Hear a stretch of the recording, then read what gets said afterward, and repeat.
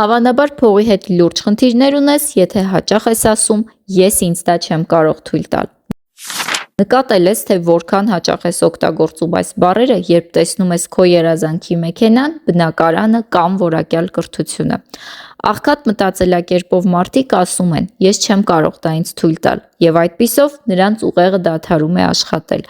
այն ընդդիմանում է և անցնում հանգստի ռեժիմի, իսկ հարուստ մտածելակերպով մարդիկ նույն իրավիճակում իրենց տալիս են մեկ այլ հարց. «Ինչ պետք է անեմ, որպեսզի կարողանամ դա ինձ թույլ տալ»։ Այս մի փոքրիկ հարցը ամբողջությամբ փոխում է ուղեղիդ աշխատանքը։ Այն անջատում է զոհի կարգավիճակը և ստիպում է քեզ լուծումներ փնտրել, մտածել նոր եկամուտների, նոր բիզնես գաղափարների և հնարավորությունների մասին։ Փողի պակասը խնդիր չէ, խնդիրը ձեր ուղեղին հանձնվելու հրաման չտալն է։